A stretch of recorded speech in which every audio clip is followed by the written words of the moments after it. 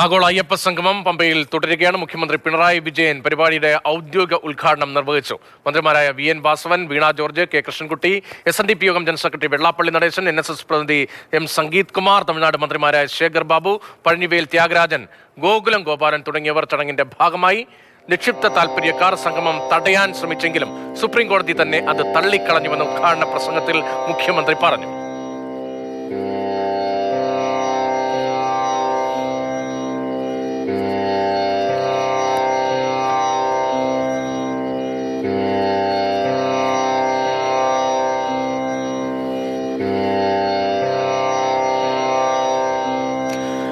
അനന്തകൃഷ്ണൻ വിവരങ്ങളുമായി പമ്പയിൽ നിന്ന് ചേരുന്നു. അനന്തൻ, തിരഞ്ഞെടുപ്പുകൾ അടുത്തപ്പോൾ രാഷ്ട്രീയമായ ഒരു പരിഹാരക്രിയയാണ് ശബരിമലയിലെ ആഗോള അയ്യപ്പ സംഗമം എന്ന വിമർശനം പ്രതിപക്ഷം ഉൾപ്പെടെ ഉന്നയിക്കുന്നതിനിടയിലാണ് ഇപ്പോൾ ആഗോള അയ്യപ്പ സംഗമവും അതിന്റെ തുടർ സെഷനുകളും ഒക്കെ പമ്പയിൽ നടക്കുന്നത്.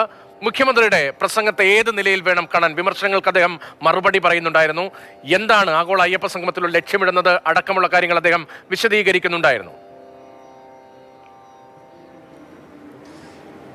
രതീഷ്, പമ്പയിൽ പുണ്യനദീ തീരത്ത് ദേവസ്വം ബോർഡിന്റെയും സർക്കാരിന്റെയും ഭാഗമായി നടക്കുന്ന ആഗോള അയ്യപ്പ സംഗമത്തിന്റെ ഒരു പ്രധാന ഘട്ടം പിന്നിട്ട് കഴിഞ്ഞു. അതിന്റെ ഉദ്ഘാടന ചടങ്ങാണ് അല്പസമയം മുമ്പ് പൂർത്തിയായത്. മുഖ്യമന്ത്രി പിണറായി വിജയനാണ് ആഗോള അയ്യപ്പ സംഗമം പമ്പയിൽ ഉദ്ഘാടനം ചെയ്തത്.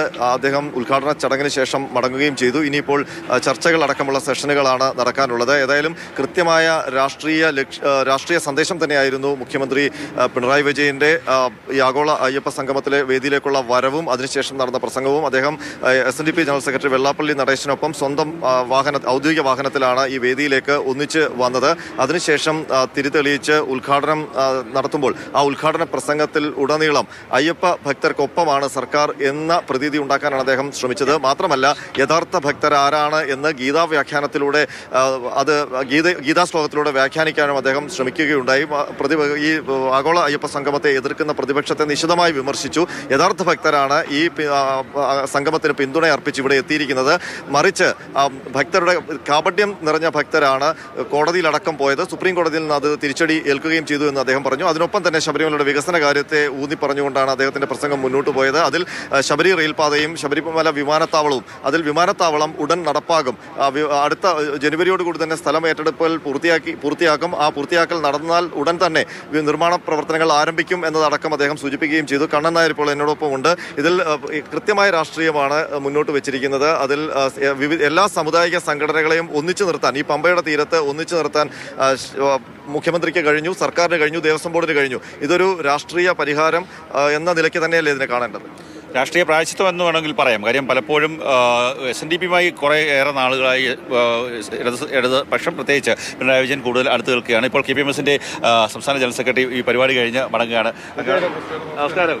പുനല ശ്രീകുമാർ ഇപ്പോൾ മാതൃഭൂമി ന്യൂസിനൊപ്പം ചേരുന്നു. എങ്ങനെ പരിപാടി കഴിഞ്ഞു? എല്ലാവരും ഒന്നിച്ചു നിന്ന് സംഗമത്തിൽ പങ്കെടുത്തു? അല്ല, ആദ്യ ഘട്ടത്തിൽ തന്നെ ഞാൻ സൂചിപ്പിച്ചിരുന്നു, ശബരിമലയുടെ സമഗ്ര വികസനമാണ് ഈ സംഗമം കൊണ്ട് ഉദ്ദേശിക്കുന്നതെന്ന്. ദേവസ്വം ബോർഡ് പ്രസിഡന്റ് അത് പ്രഖ്യാപിച്ചതിന് ശേഷം വിവാദങ്ങളിൽ നിന്ന് പിന്തിരിയണം, ഈ സംഗമം നടത്തുന്നതിന് ആവശ്യമായിട്ടുള്ളൊരു സൗകര്യം ഒരുക്കണം എന്നാണ് പറഞ്ഞത്. ഇന്നിപ്പോൾ ദേവസ്വം ബോർഡ് പ്രസിഡന്റ് ബഹുമാനപ്പെട്ട മുഖ്യമന്ത്രിയും അതിൻ്റെ വികസനങ്ങളെ സംബന്ധിക്കുന്ന ചില വിശദാംശങ്ങൾ ഉദ്ഘാടന സെഷനിലും ഇനി 3 ഹെഡുകളിലായി ഈ ക്രൗഡ് മാനേജ്മെൻറ്റ്, അതുപോലെ തന്നെ pilgrim circuit, pilgrim tourism, Sabarimala master plan, ഈ ഹെഡിൽ നടക്കുന്ന ഡിസ്കഷൻ, അതിനുശേഷം അതിൻ്റെ വിശദാംശങ്ങൾ ക്രോഡീകരിച്ചുകൊണ്ടുണ്ടാകുന്ന തുടർ പ്രവർത്തനങ്ങൾ. അപ്പോൾ അതൊക്കെ നേരത്തെ ദേവസ്വം ബോർഡും സർക്കാരും പറഞ്ഞതനുസരിച്ച് ഒരു വികസനത്തെ സംബന്ധിക്കുന്ന ആശയ രൂപീകരണത്തിന് വേണ്ടിയിട്ടുള്ള ഒരു സംഗമം എന്ന നിലയിലേക്ക് അത് അവസാനിക്കുന്നു എന്നുള്ളതിൽ സന്തോഷമുണ്ട്. അങ്ങനെ പോകുമ്പോഴും ഇന്ന് ഈ സംഗമം തുടങ്ങുന്നതിന് തൊട്ട് മുൻപ് ഇവിടെ എത്തിയ മുൻ ദേവസ്വം മന്ത്രി കടകംപള്ളി സുരേന്ദ്രൻ മാതൃഭൂമി ന്യൂസിനോട് പറഞ്ഞത് യുവതീ പ്രവേശനം അനുവദിച്ചുകൊണ്ടുള്ള സുപ്രീം കോടതിയുടെ വിധി, ആ വിധി തെറ്റായി പോയെന്ന് സുപ്രീം കോടതിക്ക് തന്നെ ബോധ്യപ്പെടുന്ന രീതിയിലുള്ള ജനവികാരം ഉണ്ടായി എന്ന തരത്തിലാണ്. അപ്പോൾ സർക്കാരിനും അന്നത്തെ മന്ത്രിസഭയ്ക്കും ഒക്കെ ഒരു മനമാറ്റം സംഭവിക്കുകയാണോ പാർട്ടിക്കും? ഇല്ല, അദ്ദേഹം ഏത് സാഹചര്യത്തിലാണ് പറഞ്ഞതെന്ന് അദ്ദേഹം അത് വിശദമാക്കേണ്ടതാണ്. അനവസരത്തിലുള്ളൊരു വിവാദം എന്ന് ഞാൻ പറഞ്ഞിരുന്നു. ആ വിവാദം ശബരിമലയുടെ വികസന സാധ്യതകളെ ഹനിക്കരുത് എന്നതാണ് ആ ഘട്ടത്തിലെല്ലാം ഞാൻ പറഞ്ഞത്. ഇപ്പോൾ എന്തായാലും വിവാദങ്ങളും വ്യവഹാരങ്ങളും ഈ സംഗമത്തിന് വലിയ തോതിലുള്ള ഒരു ജനശ്രദ്ധ ഉണ്ടാക്കി കൊടുത്തിട്ടുണ്ട്. ആ ജനശ്രദ്ധ ഉണ്ടായ സാഹചര്യത്തിൽ ഗവൺമെൻറ്റും ദേവസ്വം ബോർഡും കൂടുതൽ ജാഗ്രതയോടുകൂടി കൂടുതൽ കാര്യക്ഷമമായി ഈ കാര്യങ്ങൾ ഏറ്റെടുത്ത് പ്രവർത്തിക്കുമെന്നാണ് പ്രതീക്ഷിക്കുന്നത്. ഒരിക്കൽ തന്ത്രസ്ഥാനത്ത് നിന്ന് മാറ്റിയ കണ്ഠരരും മോഹനരും വേദിയിലുണ്ടായിരുന്നു. അല്ല, അദ്ദേഹം സർക്കാരാണ് ഇവിടെ ആരൊക്കെ പങ്കെടുക്കണമെന്ന് തീരുമാനിക്കുന്നത് സർക്കാരാണ്. സർക്കാർ അതിനുവേണ്ടി ചില മാനദണ്ഡങ്ങളൊക്കെ ഒരുക്കിയിരുന്നു. അപ്പോൾ ഏത് സാഹചര്യത്തിലാണ് പങ്കെടുത്തതെന്നുള്ളതൊക്കെ ഗവൺമെൻറ്റും ദേവസ്വം ബോർഡും അല്ലേ പറയേണ്ടത്. അതിനൊരു പ്രതികരണത്തിന് എന്തായാലും ഞാൻ മുതിരുന്നില്ല. ഏതായാലും സന്തോഷത്തോടെയാണ് ഇവിടുന്ന് പോകുന്നത്. അത് തീർച്ചയായിട്ടും ഞാനതിൽ ഒരു വിവാദമുണ്ടായ ഘട്ടത്തിൽ എന്നെപ്പോലെയുള്ള സാമൂഹ്യ പ്രവർത്തകരെ സംബന്ധിച്ച് ശബരിമലയുടെ വികസനം സാധ്യമാക്കുന്നതിന് വേണ്ടിയിട്ടുള്ള അവസരം ഒരുക്കണം എന്ന അഭ്യർത്ഥന വെച്ചിരുന്നു. ഇവിടെ വന്നപ്പോൾ ദേവസ്വം ബോർഡും ഗവൺമെൻറ്റിന് വേണ്ടി മുഖ്യമന്ത്രിയും അത്തരം കാര്യങ്ങളാണ് ആവർത്തിച്ച് പറഞ്ഞത്. അതുകൊണ്ട് സ്വീകരിച്ച നിലപാടിൽ അത് യാഥാർത്ഥ്യമാകുന്നു, അല്ലെങ്കിൽ അതാണ് ഈ സംഘവുമായി ബന്ധപ്പെട്ട് നടന്നത് എന്നുള്ള കാര്യം ഓർക്കുമ്പോൾ വളരെ സന്തോഷം. Thank you. നിലപാട് സ്പഷ്ടമായി തന്നെ. വളരെ നന്ദി. Thank you. അപ്പോൾ നവോത്ഥാന മൂവ്മെന്റ് നടന്നപ്പോൾ അതിൽ അഭിപ്രായ വ്യത്യാസങ്ങൾ ഉണ്ടായിരുന്നവരെല്ലാം ഇപ്പോൾ ആഗോള അയ്യപ്പ സംഗമത്തിൽ ഒരുമിച്ചുണ്ട്. കാര്യം NSS ആയാലും SNDP ആയാലും KPMS ആയാലും എല്ലാ സാമുദായിക സംഘടനകളെയും ഒരേ കൂടെ കീഴിൽ അയ്യപ്പന്റെ പേരിൽ കൊണ്ടുവരാൻ സാധിച്ചു എന്നുള്ളതാണ് ഏറ്റവും പ്രധാനപ്പെട്ട കാര്യം.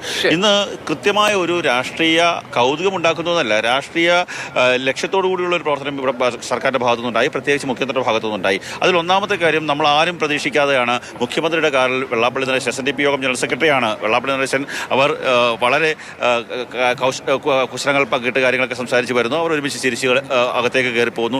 തൊട്ടു പിന്നാലെ നേരെ വന്ന് കാണുമ്പോൾ അയ്യപ്പനെ നമുക്ക് കിട്ടിയ സമാനമായ അയ്യപ്പൻ്റെ ചിത്രം ആലേഖനം ചെയ്ത ഒരു ഐഡന്റിറ്റി കാർഡാണ്, ടാഗാണ്. ആ ടാഗ് മുഖ്യമന്ത്രി അണിയുന്നു. അതോടുകൂടി അയ്യപ്പ ഭക്തന്മാരുടെ മുന്നിൽ ഒരു മാറ്റം ഉണ്ടാകുന്നു എന്നുള്ള ചിന്ത ഉണ്ടാക്കുന്നു. അതിനുശേഷം അദ്ദേഹം രാമായണത്തിലെ ശബരി എന്ന ഒരു ശബരിയുടെ കഥയടക്കം കൂടിക്കാഴ്ച, രാമലക്ഷ്മണന്മാർ തമ്മിലുള്ള ശബരിക്ക് മോശം വിഭാഗങ്ങളായിരുന്നു ശബരിമലയിൽ എന്നും കൂടി സൂചിപ്പിക്കാനാണ്. അതെ, അത് സൂചിപ്പിക്കുന്നത് മാത്രമല്ല, രാമായണ കഥയിലെ ശബരിക്ക് മോക്ഷം കൊടുത്ത ഒരു കഥയടക്ക കാര്യങ്ങൾ പറഞ്ഞുകൊണ്ട് പിന്നീട് അദ്ദേഹം പോകുന്നത് ഭഗവത്ഗീതയിലേക്കാണ്. ഭഗവത്ഗീതയിലെ ശ്ലോകങ്ങൾ ഉദ്ധരിച്ച് എങ്ങനെയാണ് അവിശ്വാസിയും തമ്മിലുള്ള ബന്ധം 13 മുതൽ 18 വരെയുള്ള ആ ശ്ലോകങ്ങൾ ഉദ്ധരിച്ചുകൊണ്ട് അദ്ദേഹം കാര്യങ്ങൾ പറയുന്നു. പിന്നീട് അങ്ങോട്ട് പോകുമ്പോൾ ശ്രീനാരായണ ഗുരു, അതെ, അങ്ങനെ എല്ലാ ഹിന്ദു വിശ്വാസവുമായി ബന്ധപ്പെട്ട ആൾക്കാരെയും സന്യാസിമാരെയൊക്കെ ഉദ്ധരിച്ചുകൊണ്ട് പിന്നീട് അദ്ദേഹം ഇവിടുത്തെ വികസനത്തിലേക്ക് വരുന്നു. അവസാനമാണ് അദ്ദേഹം വികസനത്തിലേക്ക് വരുന്നത്.